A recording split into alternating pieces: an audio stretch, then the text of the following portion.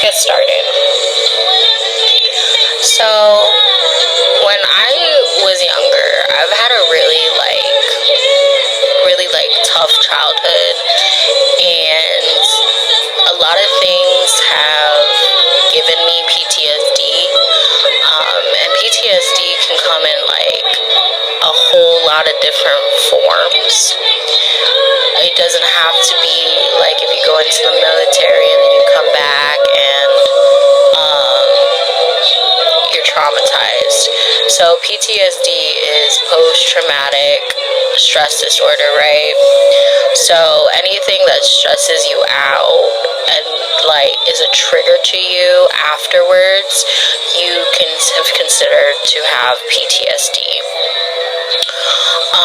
So growing up, I got yelled at a lot, and I suffered a lot of trauma that I haven't even unlocked yet, because I was told stories when I was younger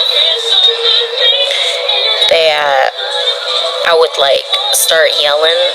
I had a stepmom, and I would just start yelling out of nowhere, out of the night, just yelling at people and everything like that. And I didn't know that part. I didn't know that part of my journey until later on, right?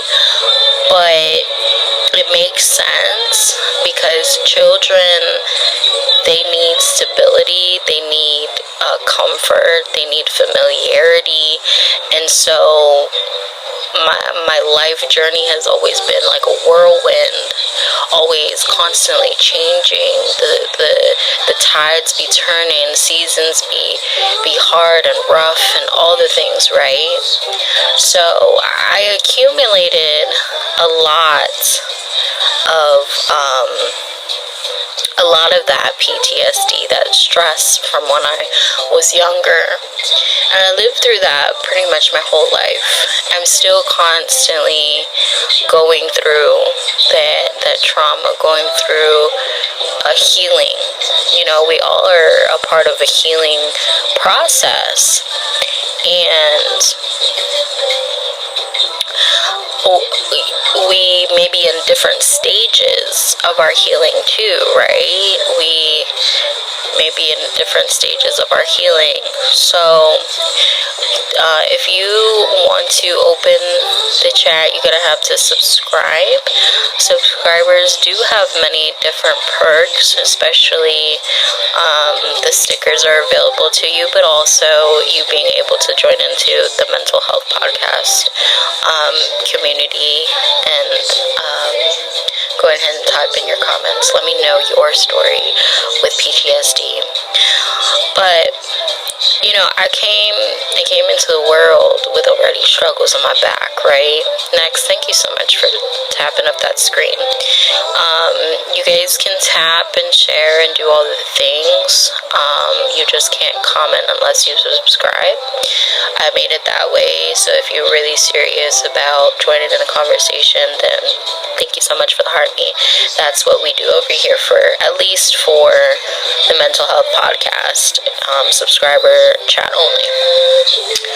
But yeah, I had a really hard time growing up. I was very reserved, very quiet. I was not like the person that you see today, where I'm more social and I am able to articulate words with other people and have different conversations. I'm not like that person at all today. I think it comes with a lot of self-realization, you being a self-aware person, because I was always hyper-focused on how I acted, right? How I spoke to people, how people interacted with me, how my words affected other people, how my actions affected other people. I was very hyper-focused on those things. I didn't grow up not realizing how that might, be affecting other people. With that being said, I knew from a very young age what was happening to me.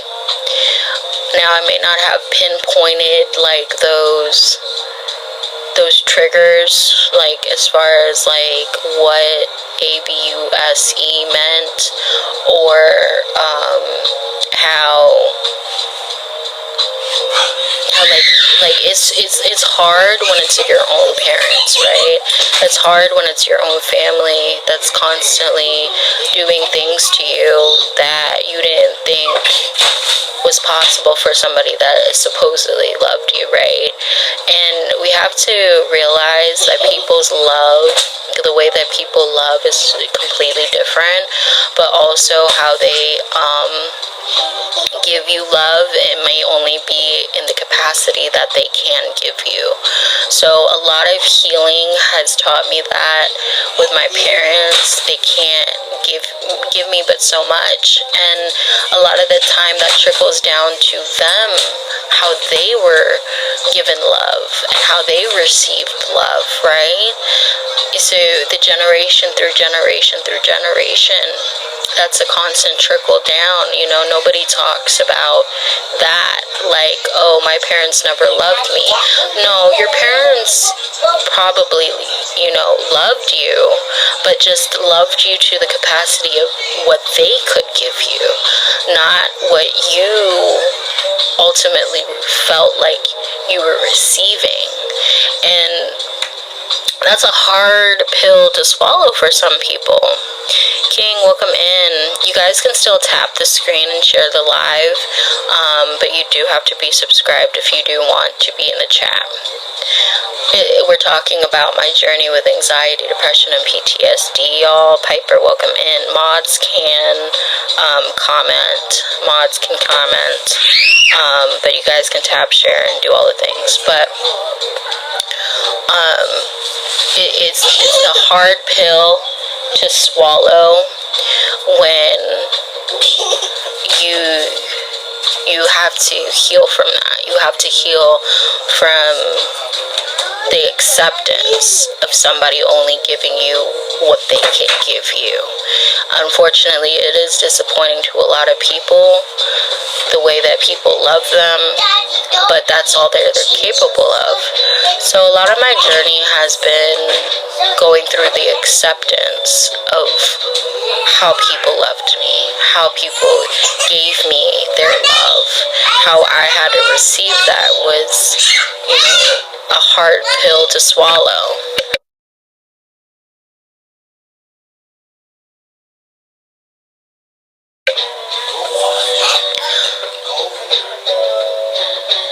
It was a hard pill to swallow. So yeah, growing up, there was trauma, there was triggers, there was a lot going on. I can't even explain to you every single thing that has happened through my life in this one episode, because it was a lot. It was a lot. I dealt with a lot of things. I dealt with my dad marrying another woman after three years of my life. I had to deal with abandonment from my mom at 3 months,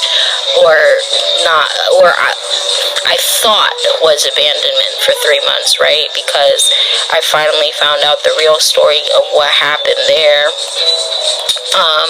But that's a whole podcast episode on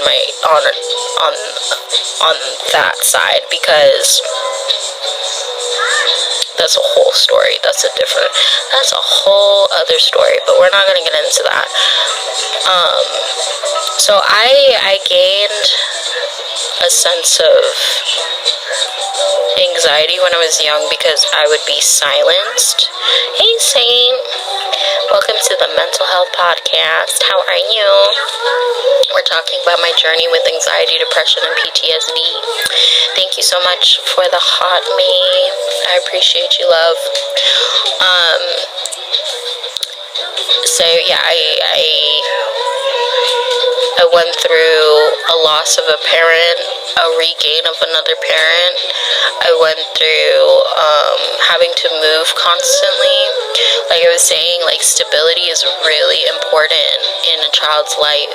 I moved from Virginia, well, New Jersey to Virginia to Maryland to Florida to New Jersey, back over to the East Coast to Maryland to Virginia to New Jersey to Maryland to, I mean, it was like you keep jumping around, you don't have any stability, you don't have a sense of normal, right? That has affected me personally because I wanted to constantly be running. That's my, I want to move all the time, right? I want to not stay in one spot for too long. But then I have to remind myself, like, now that I have a child, like, I can't do all that all the time. We need to stay in one place. We need to regain that calm space. So that comes with the instability of my life. Hey, Saint, you got to level 9. Let's go. But that's kind of where that came from. But like I said, my childhood was not easy. I went through a lot of ABUSE, mentally, physically, emotionally, spiritually. I went through it all.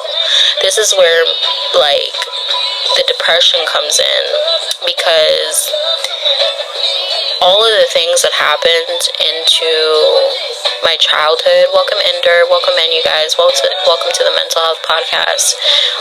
You guys can tap and share the screen. Unfortunately, you can't be in the comments unless you subscribe. If you want to join into the conversation, I'm talking about my journey with anxiety, depression, and PTSD. Thank you for the hot me. I appreciate you.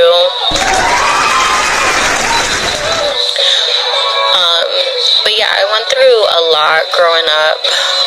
Again, I said ABUSE, mentally, spiritually, physically, emotionally. I went through it all, and which led to my depression. I told my family, so after I moved from Vegas to Maryland, I lived with my aunt's family for a couple years, and within that couple years, because my dad went to the Philippines. Hey, Hot Wheels. My dad went to the Philippines when we were still in Vegas, and he left. I was with my grandma. We moved to Maryland. Well, she gave me a choice. Do you want to move to Maryland, or do you want to move to California? I wanted to move to California. It was the closest place. I love California. I love going to San Diego. I enjoyed, like, the fast-paced culture, the beach, everything, the sun. It wasn't too hot. It wasn't too cold. The seasons ran the way that they ran. I wanted to be in California, but my grandma decided we're going to go to Maryland and live with my aunt's family. Well, when we moved over there, I couldn't go into a regular school, so I had to be homeschooled. Within the homeschool, I was homeschooled for a couple years, so from 15 to 19. At 19, I mean, during this time, I can't even express to you how it affected me mentally, because I wasn't around people. I was going on Wattpad, I was writing, I was giving other people advice. I was stuck at home. We didn't go out much. When we did go out, we went to the mall to walk around. There wasn't a lot to do.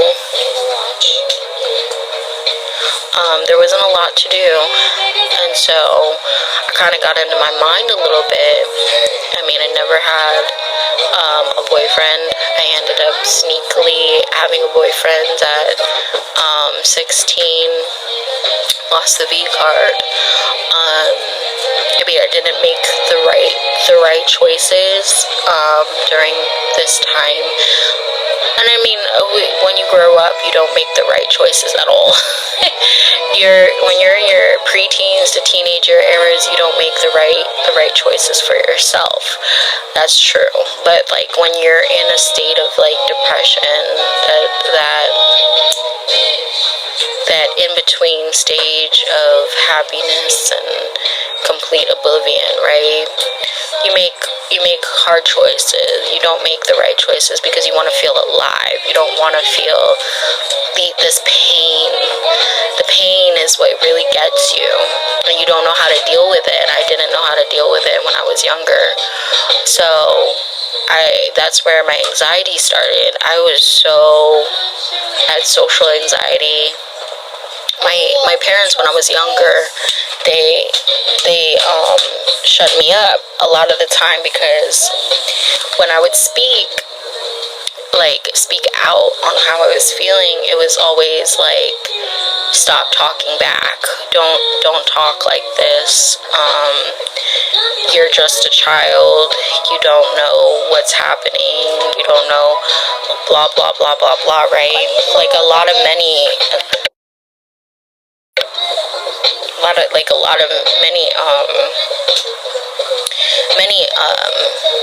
people would have experienced, right? Then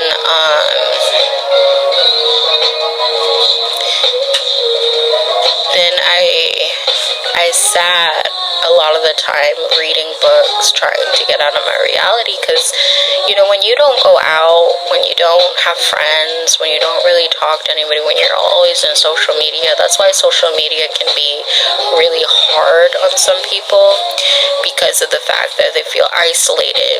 And so when I was in my preteens to teenager era, I felt isolated.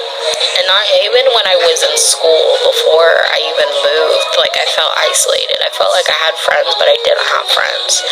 And I feel like that's carried on into my adulthood, where I feel like I have friends, but I don't really have friends. I don't have people that are holding me. They're not holding my back. They're not getting me through life. Like, people need friends to go through life with. And I feel like a lot of people also have been shut down because I know that these people don't talk about how they feel, what they're going through. They're isolating their own selves. So we need to do better for ourselves in that way, is that we need to talk about our feelings. We need to take care of ourselves. We need to check up on other people, because you never know when somebody is waiting on the other end, waiting for somebody to reach out to them. And I know that's like reverse psychology. You shouldn't need to reach out to people that you want to be reached out to, because it works both ways. But some people have that anxiety of the other person, what they're going to think, or if they're even going to respond, right? So I feel like a lot of people sit in that, and that also comes from childhood fears, childhood trauma, childhood anxiety, the way that you were grown up. I never want my child to feel the way that I have felt my whole life, so I'm trying to raise her different. I'm trying to raise her to be independent, to be brave, to want to ask questions, to talk to me. These key things are important, because I didn't have that at my childhood. I didn't have somebody to listen to me. A lot of the things that I talk about with my family, I was shut down. I was laughed in the face. I told my family I literally had depression, and they laughed, saying, "Oh, you'll get over it." Like, they were part of the generation where you constantly heard like it's nothing, right? Oh, you just got to get over the hump. Just don't think about it. You'll be fine. If you don't see it, then it doesn't exist theory. Yeah, that's the generation that we grew we had people let us grow up to be. And that's not okay. What they have been going through with their parents and everything, that's not okay. We do come from a generation too, because of the fact that the generation before us felt that way. We now feel like we need to talk about everything and anything and all this, and that's not okay either, because there's a boundary where there are things that you should be openly be able to say to people and talk with people, and then there are things that should be held in private. I know everybody is like, oh, it's taboo, it's the things that you shouldn't talk about, that or should talk about, whatever the case may be. But there is a certain boundary. I can't tell you what should and shouldn't, but there is a certain boundary with people. You have to be careful with what you talk about with other people, just because you don't know who is your friend and who is your foe in this generation, at least, you know. Pamela, thank you so much for coming in. Thank you guys for tapping the screen, sharing the live out. Welcome to the Mental Health Podcast with me, Bam. We are talking about my journey with anxiety, depression, and PTSD.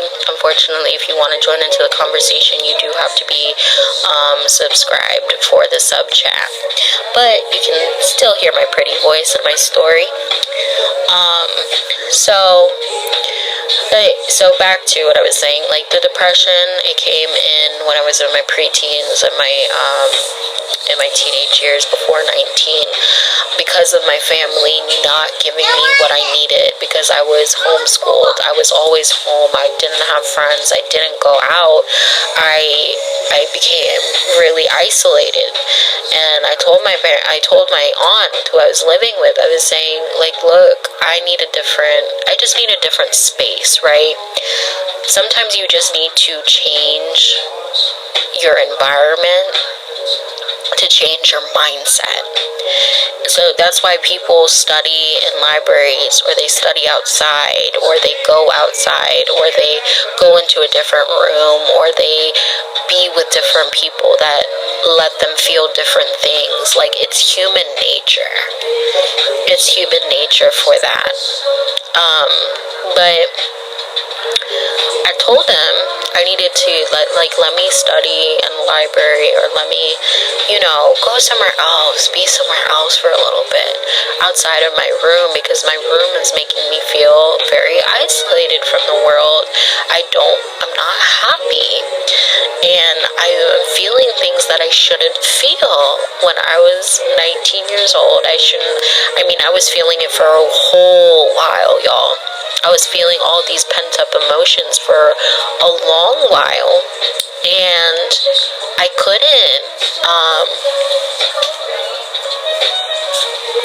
express it.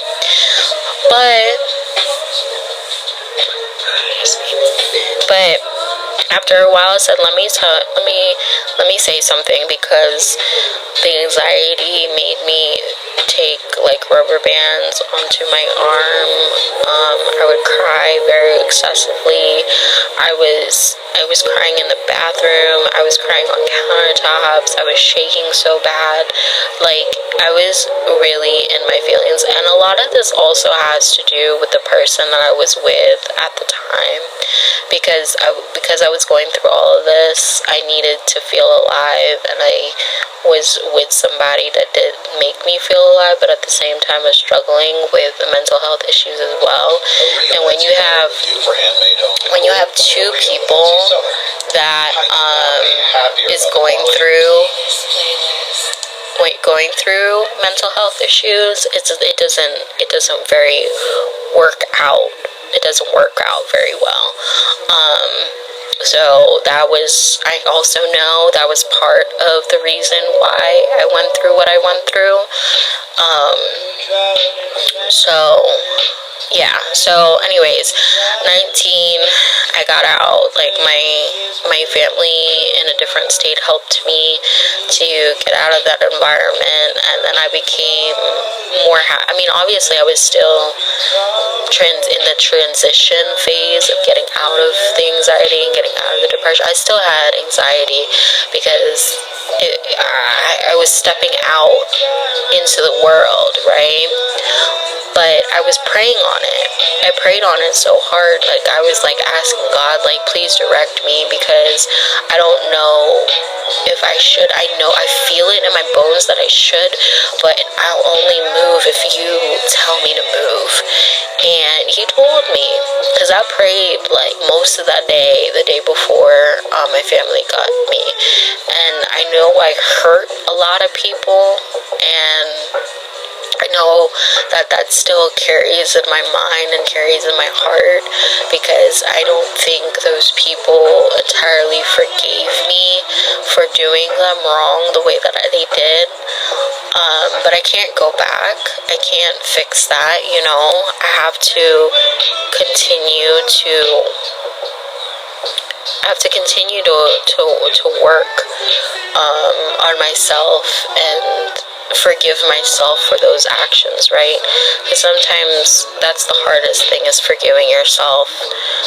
You really don't know if the other person has forgiven you already, and you can't control who forgives you and who doesn't. You just have to let go sometimes. So getting out at 19, stepping into the real world really changed me. I got out of the depression. I stopped writing for a while there after, because I was so depressed. I wrote all the time. I wanted to escape into a reality, but then I found that happiness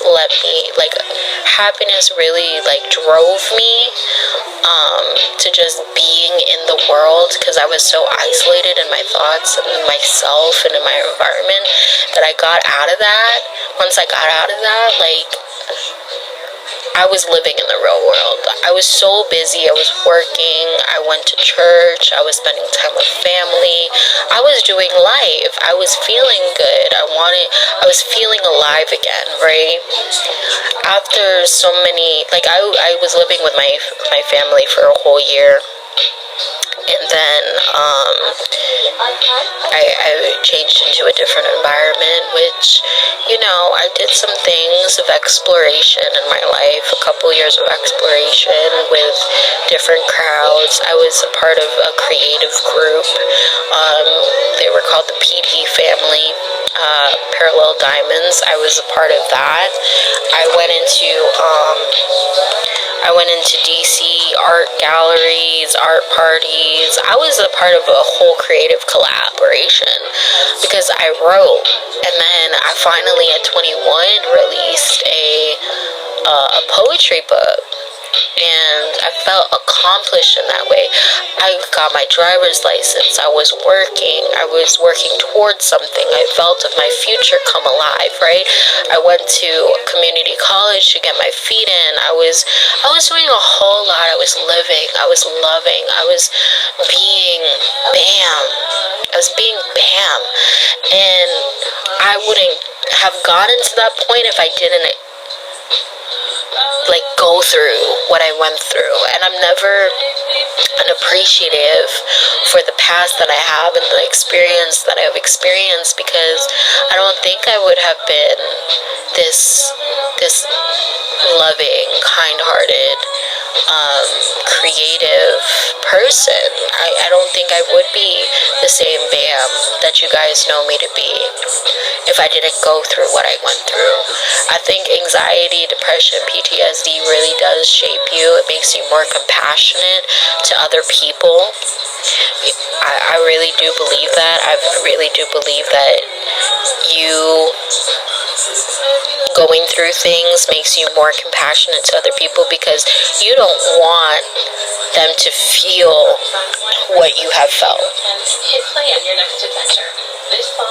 You don't want them to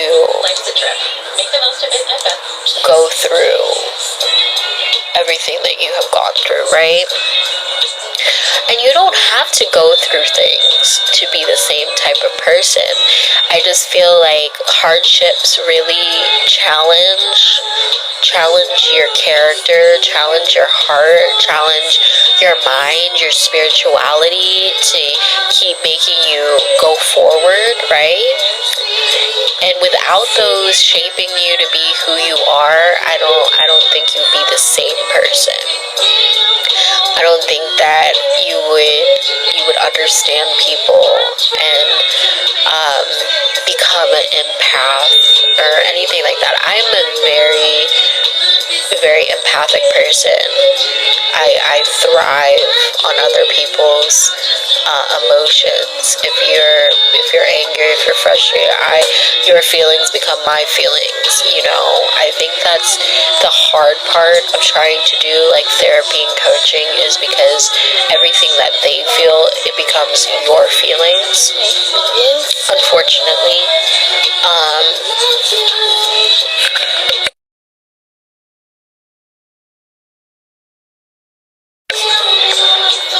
So that's a little bit of that. I think the anxiety and the depression really does shape you. And I'm still going through things. Don't get me wrong. I'm still going through healing. I have a whole healing journey. And I catch myself. A lot of the times I catch myself falling into old habits, feeling things that I used to feel. And I have had to tell people, look, it's not really your fault because of the words that you're saying. Your deliverance is triggering some of past emotions and things that I still have to heal from. And I'm a very honest person, so when I've said this to people, they have responded very well with it. And what I mean by that, they're very apologetic, and sometimes you gotta check yourself too, So, all I can say is, I've gone through some shit. And you will continue to find out little different things in my life. And it's not the first time that I've explained this story. I don't think it's ever going to be the last, especially when people have gone through certain things in their life that they want to talk about, like essaying, feeling like when you've lost your V card that the person wasn't very fair to you, or they're forcing you to do things you don't want to do. That's a whole different story, but that also contributed to me overthinking. I became such an overthinker. I've had men in my life make me do things that I shouldn't have done. Now in my life, I feel like I'm very more independent and I have a say-so on things, but I'm still also very submissive. I have a very submissive personality, and I'm trying to fight through it sometimes because it makes me feel like I'm not in control, and I have to balance that out, because when you're married, you do have to be submissive. You do have to listen to your partner. You do have to do things for them as a married person. And this is not just as a wife, but also as a husband. You have to be submissive with your wife, and you have to listen to your wife, and you have to love your wife, because it's a partnership. It's a 50-50. So because of all my anxiety, trauma, PTSD, I have to heal in a way that my partner, I can accept things, and do things for my partner, and my partner to understand where I come from. And I think that's very important I personally have been married for like 4 years now. I've been with my husband for 9 years. Basically going on 9 years. After 5 years, we got married, and then we're running the rest of the way of 4 years. And in my relationship, I was writing before we got together, and it's just recently now, like after 8 years of not writing, I became again, right? I started writing again, and it's not that I'm not happy. It's that now I'm in a healing position. I'm going through 8 years of life, living life, going through the motions, and then now it's not the anxiety, it's not the depression, it's not the PTSD, but I'm stressed out. There's so much to adulting that stresses you out. I'm 30 years old. I'm now 30 years old. I've gone through a lot in my life, and I've always stressed. Don't get me wrong. I've always been a stressed out person, but not like how I've stressed out like the past years of my life. I really went through, hold on 1 second, y'all. 1 second. I'm trying to find out if is this, no, okay, it's not on. Okay. Welcome in, Lisa. You can tap and share the screen, but if you want to join into the chat, you have to be a subscriber. I'm talking about my journey with anxiety, depression, and PTSD. I was saying that the things that in your childhood, they really come to fruition when you're an adult.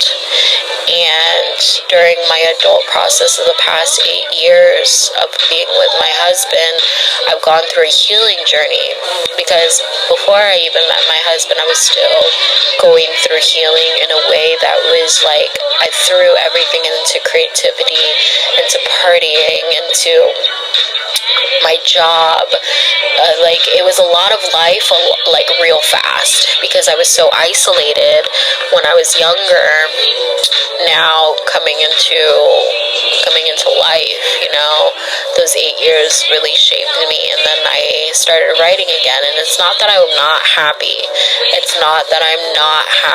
It's just that I'm trying to heal through those emotions of sadness, emotions of depression. Like, what does it mean to me that now that I've gotten I've processed all that information, right? I've processed what has made me who I am, the anxiety that I felt, what I went through during my depression state. I now can formulate those emotions into words, and I'm able to express it in my poetry now. Hey, be inspired. Thank you for liking the live. Sis, welcome to the Mental Health Podcast featuring me. You can, mods have the power to chat, but unfortunately, if you're outside of mods, it is a sub-only chat. To join into the conversation, we are talking about my journey with anxiety, depression, and PTSD. And I was explaining that a lot of the things that I went through growing up has really shaped me to be the person that I am, and I don't think that I would personally change anything in my life. Yes. Are they all wrong?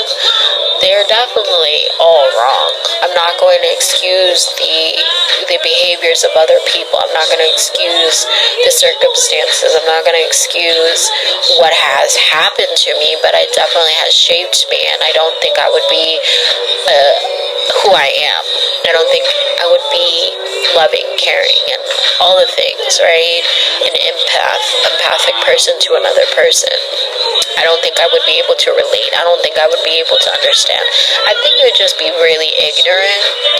And I'm still, everybody's journeys are different. So my journey is completely different from the other person. And if the other person has experienced worse hardships, I'm not going to take that away from them because that's their hardships. So I'm learning in this journey of my life is other people's struggles and how my words and my actions affect other people through their childhood anxiety, through their childhood PTSD, through their childhood depression, because they all go through something. They're all going through something, and it's our duty to be understanding humans to other people, because their mental health matters just as much as our mental health matters. So Lexi, welcome in. Thank you for the populars. Thank you for the heartbeats. Thank you, thank you. This is a sub-only chat, so I do apologize. Unless you are a moderator, you can only tap and share the screen, but your tapping and sharing makes so much difference because you never know who else needs to hear what I have to say. We are talking about my journey with anxiety, depression, and PTSD. I kind of shared, we have about a little bit more time here, about like 17 minutes left on this podcast because it's only an hour long. I know it's pop-up live, but I just wanted to share a little bit of what I've been through in my life. I've gone through the ABUSC. I've gone through the essays. I've gone through being into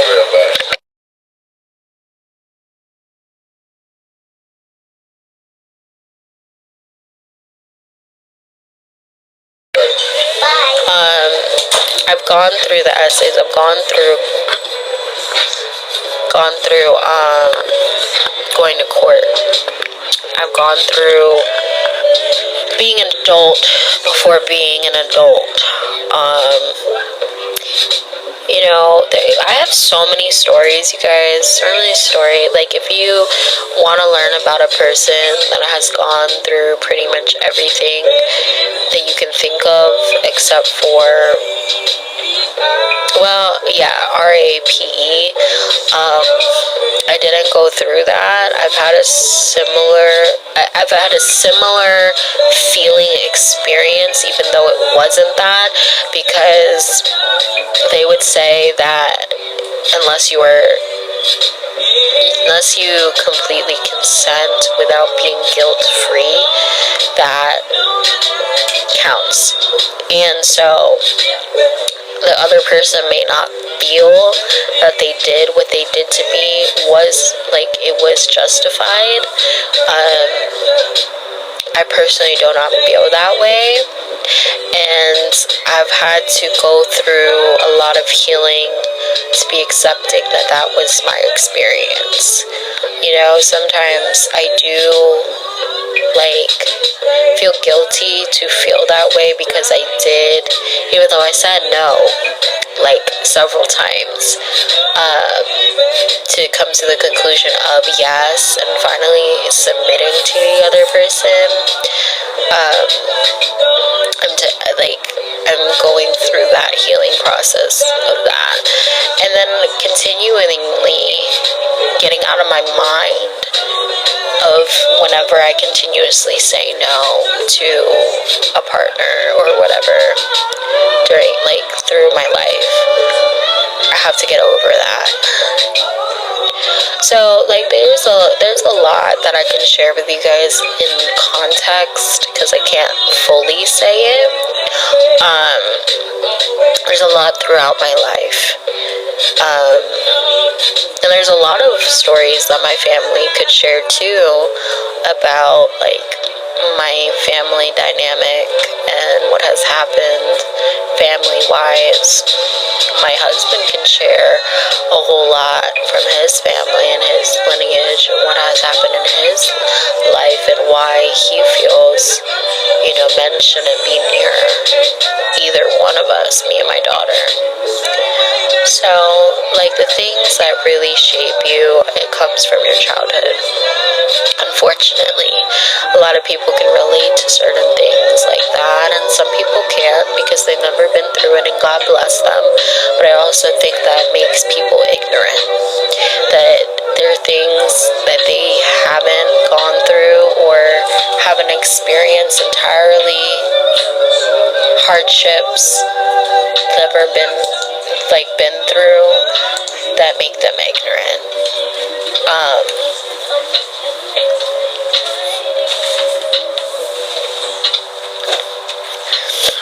Excuse me.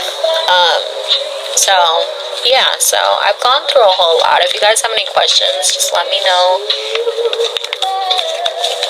Personally, I've never been diagnosed with anything.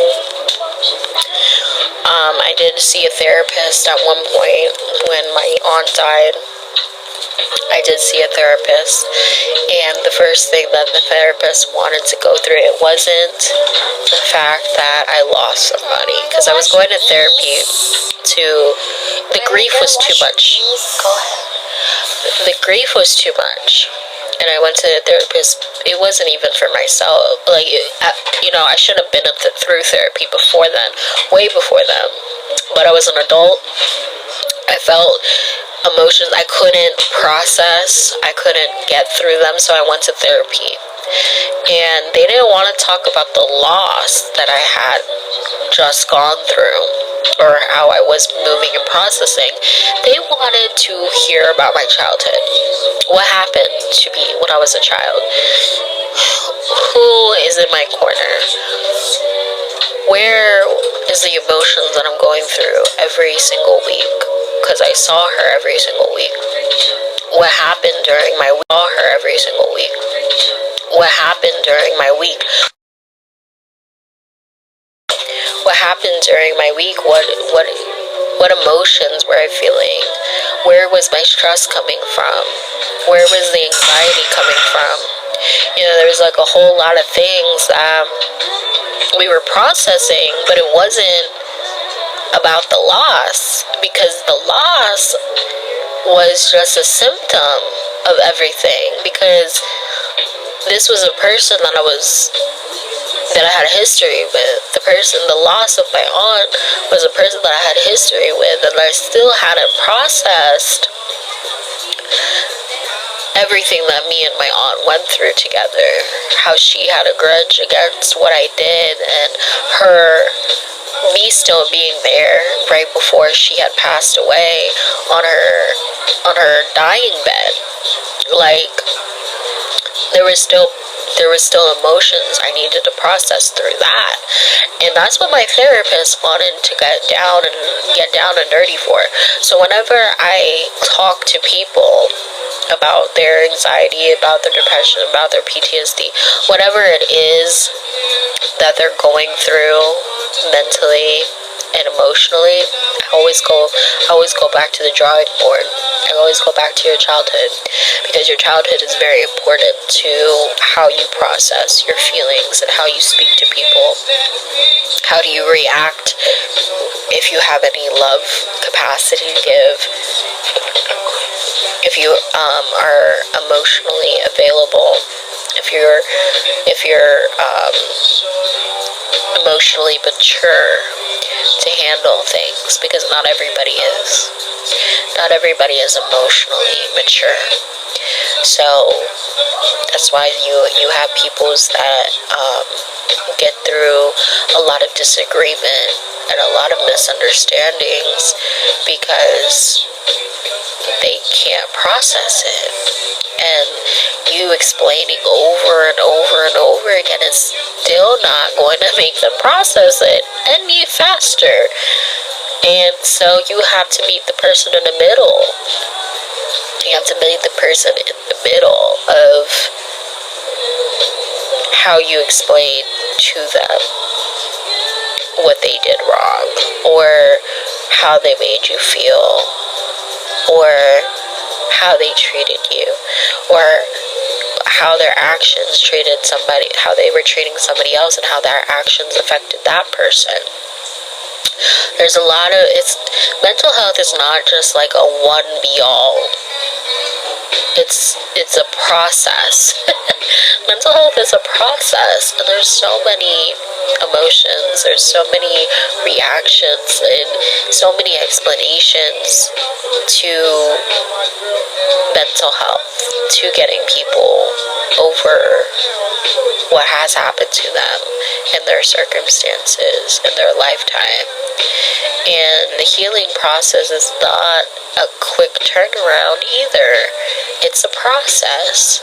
We constantly have to be healing our minds and our spirits and our bodies every single day.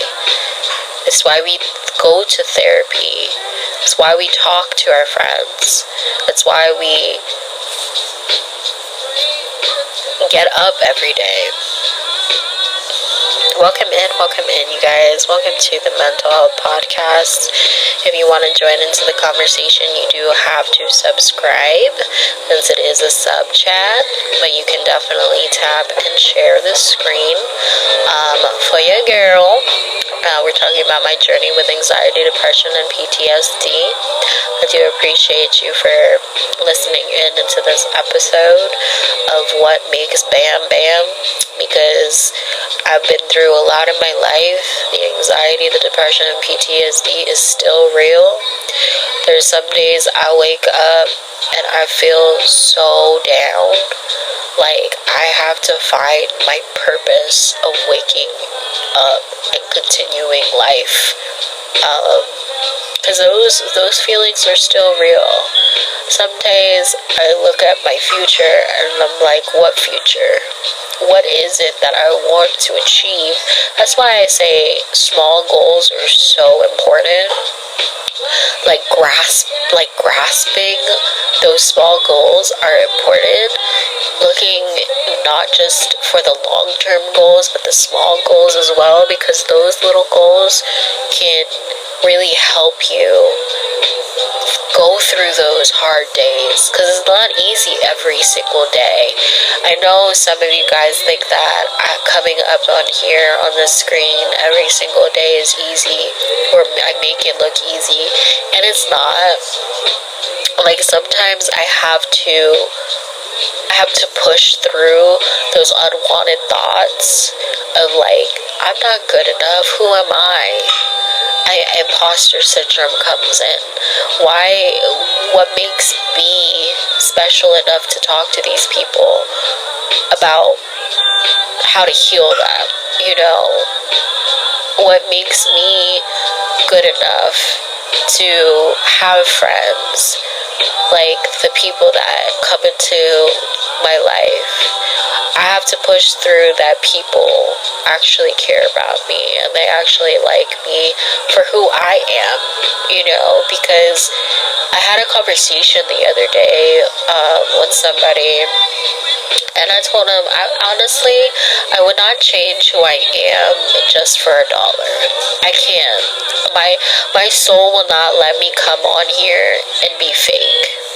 There's so many creators out there that aren't themselves, or it's so extreme. They do things to the extreme just for a quick buck.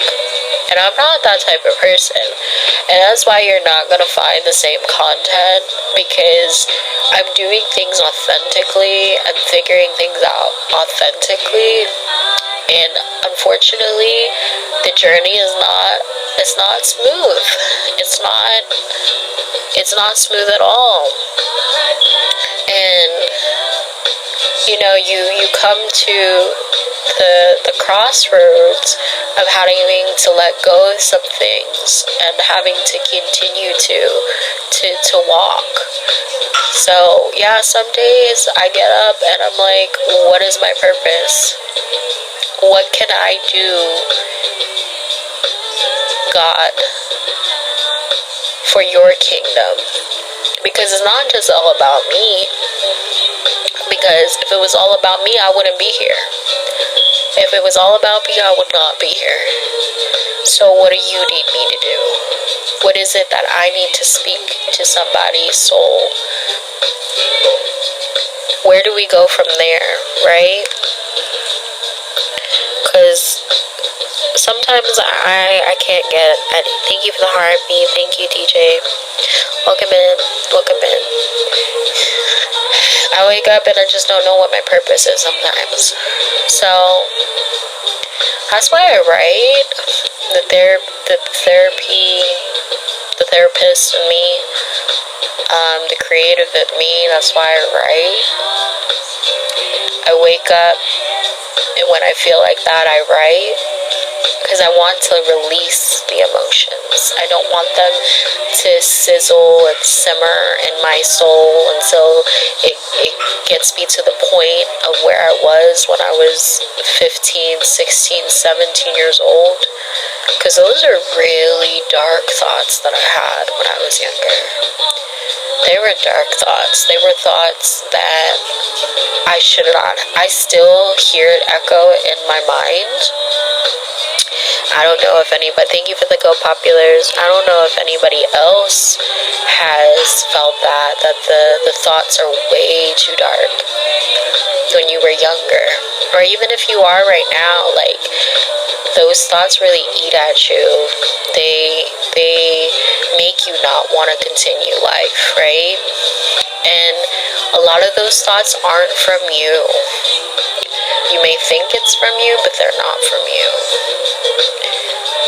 And so I told myself one day, I said, I'm never gonna feel how I felt.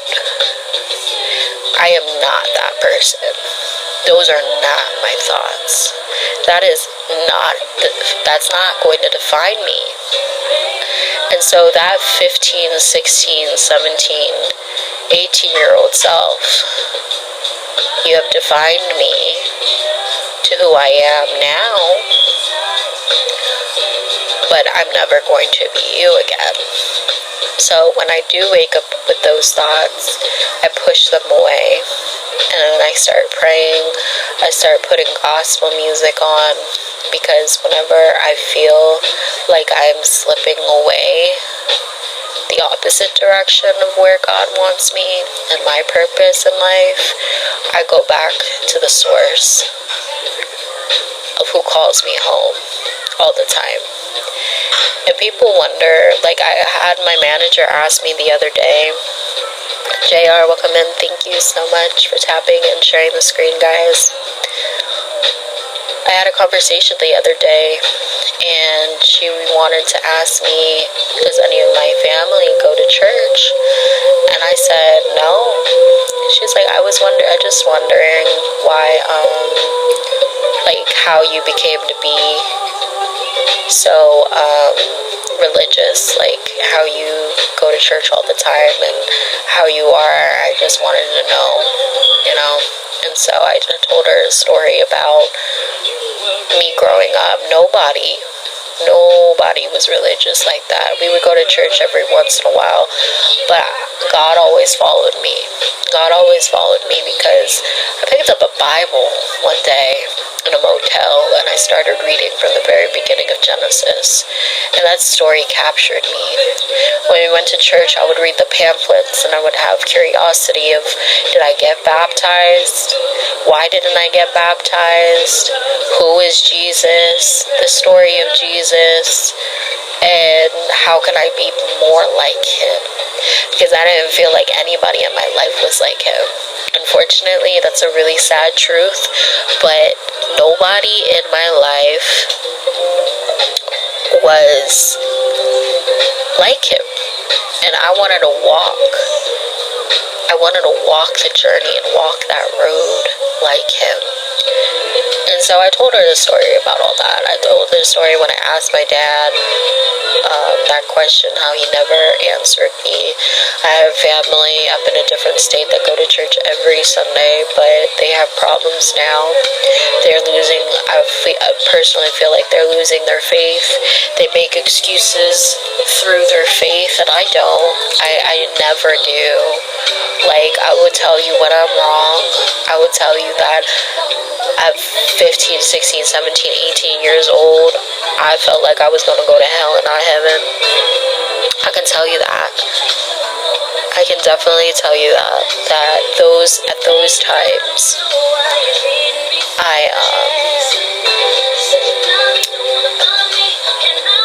I was accepting that I was gonna go to hell.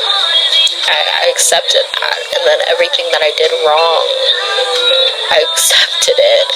And that's why I say I never want to go back to that place in my life where those thoughts ate at me, because those thoughts aren't mine, right? That's just the devil trying to win the race. But it's a marathon. Life is a process, and we're constantly thriving and reaching for something just in the distance. And so you just need to walk your walk. Thank God that you got through what you got through, because sometimes hell is on earth, and we walk in the pit fires, right? We walk in the pit fires, but we got the hose of the water to just clear a path. Just clear a path to him. So if you guys want to know more about my journey, keep listening into the Mental Health Podcast, which if I do come on a Saturday, we will be here. Unfortunately, it is sub chat only because I want to get my subscribers up, but I appreciate you guys for coming in, tapping and sharing, and all the heart me's and all of the other stuff. I am trying to get 2 donuts. Two donuts. Yeah, we need 2 donuts to end out. But this mental health podcast has been completed. So, thank you so much for listening.